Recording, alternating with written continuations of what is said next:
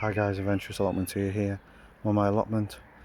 I'm going to dedicate this video to a May update because it is May now and the growing season is kicking into gear, especially with some of the more interesting plants. So I'll start this time in the fruit section. I'll start with the Chilean Guava, and as I've mentioned in a prior video, I think it was the last video actually, flower buds are numerous here on this plant. You can see them just hanging down from the branches there, and the plant in general is just as healthy as it is, so I expect as usual quite a crop from this come October, November time. And yeah, there's just loads of flower buds and it's taken on its usual reddish sort of growing. The new growth is usually red as it builds its sugars up.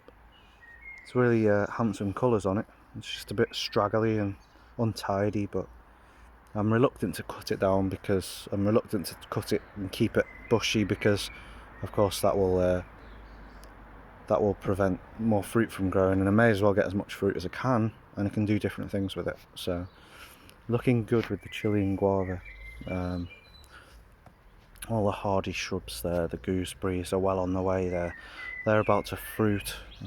They're very safe and around here. You don't have to worry about them not fruiting at any point. They will.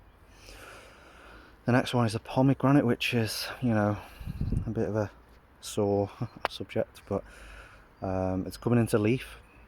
It's better flower this year. I think if you watch videos earlier in the spring, you would have known that I'm getting to the end of my tolerance with this, because I really, this size, it should be fruiting. I know it's small, but it should be fruiting and flowering, even if the fruits aren't particularly edible, but because it is the Nana variety, I think.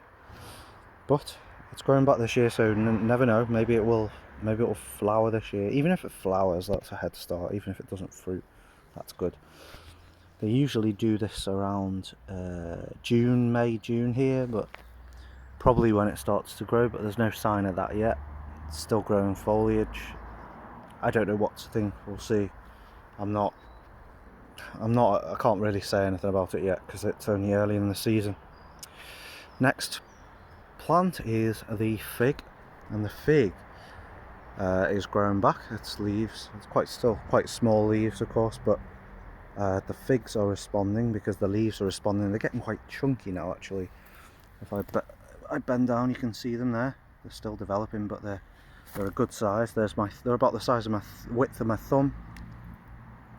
Yeah, which is so it means and there's one there as well, and there's a few scattered around. Not many, but vastly better than last year when we didn't have any at all, because obviously the spring put pay to that. The Feijoa, I just mentioned a video before this was in which I said that it was put its first flower out. It's growing back, settled in nicely. It's still atop this mound here. It's well drained now, so it's a lot healthier. Really good.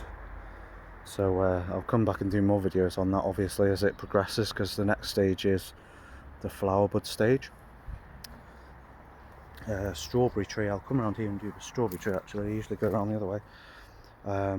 It's growing new growth, which is good to see, but and the fruit development is it's sporadic this year. There was a lot more fruit on it, but like a lot of them have dropped. You can't expect the plant to of course keep hold of all the fruit, because it has to divert its energy into both leaves and flowers and fruit more often simultaneously with this species. So you can see there's some fruit there.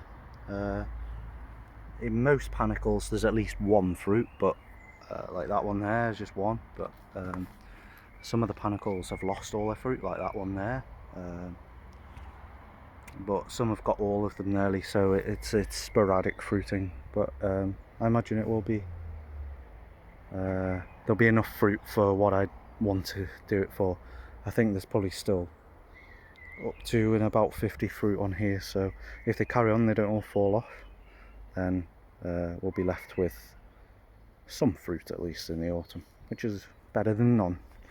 I move around now to the blue Azores blueberry. There's no real growth on it, no real change. You can see the leaves are still there, obviously. There is new growth in the leaves, but they're only growing at the terminal points. But yet again, and somewhat frustratingly, and I know people will be like, well, why is it frustrating when it's growing fruit?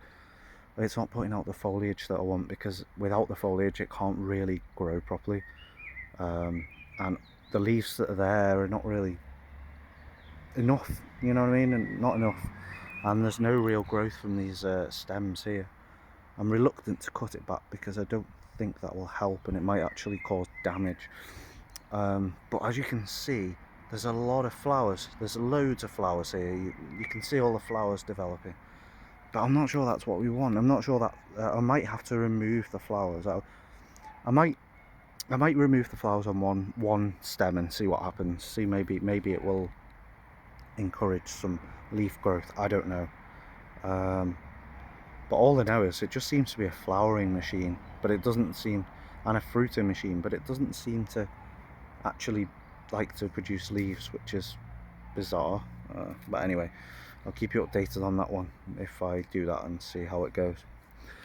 So yeah, and the last one of the fruiting area, of our fruiting area here, well, not the last one, I'll get to the other one in a minute, but the last one on this main area is the citrus, of course. And this is our Yuzu, which came through the winter with no problems. It's now in its growth phase, and you can see all the new growth coming up there. All of that, all those new leaves, and there's loads of them. So this is going to shrub out a bit. It's going to bush out. No sign of any flowers yet, which is fine because, like, you know, we wouldn't expect it. But yeah, and the soil is nice and drier. It's moist underneath, but it's pretty much good. It's pretty how citrus like it, so that's good. And all the plants around it are happy, even though they're arid, like the echeveria there, the puntia cactus up there that you can see straight ahead, and the aloe was fine. They all came through the winter no problem. So yeah, our citrus is doing just fine, and I'll update that as it grows, and hopefully we'll have some fruit this year, but I'm not banking on it by any means.